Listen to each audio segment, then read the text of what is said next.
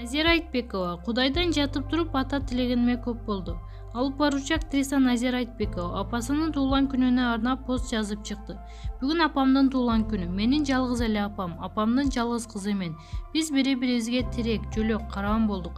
Апамдын жалгыз башына арабаны сүйрөп жүргөнүн көрүп өстүм. Ар кандай күндөрүбүз болду. Өйдөсү болду, ылдыйы болду. Тиштенип, тырбалаңдап аракет кылып бүгүнкү күнгө жеттик. Апам мага адалдыкты, эмгекти үйрөттү. Бала бактылуу болуш үчүн энеси бактылуу болуш керек экен. Болбосо мен бактылуу болгон күнү да оюңун баары апаңда болот.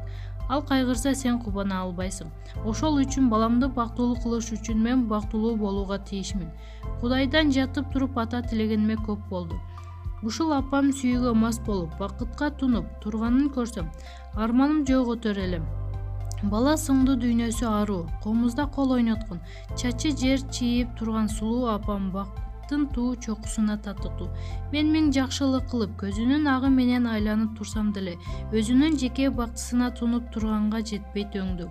Биз уядан учтук, апам түгөй күтүп, бактылуу болуусу абзел. Туулган күнүңүз менен апа, мен ар бир бийиктигим, ийгилигим сиз үчүн деп жазды. Нурзат Токтосунова, сен түрмөнүн ичинен чыгышың маанилүү эмес.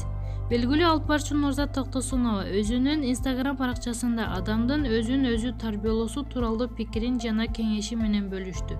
Сен түрмөнүн ичинен чыгышың маанилүү эмес. Сенин ичиңден түрмө чыгышы керек. Сенин түрмөң сенин жаман ойлоруң. Мен жалкоомун, менин ишим жүрүшпөйт, баары мени сатып кетет. Мен сулуу эмесмин, мен акча чогулта албайм. Мени баары жаман көрөт. Бир сөз менен айтканда, өзүңүзгө берген бааңыз өтө төмөн болсо, сиздин ички абалыңыз түрмөдө экенин кабар берет. Бул жан дүйнө түрмөсү. Ички түрмө сырткы түрмөдөн дагы коркунучтуу. Сырткы түрмөдөн канча бир жылда чыкса болот. Ички түрмөдөн сиз каалаган күнү гана чыгасыз. Каалабасаңыз өз түрмөңүз менен кошо көмүлөсүз. Өмүрүңүз текке кетет деген оюн билдирди.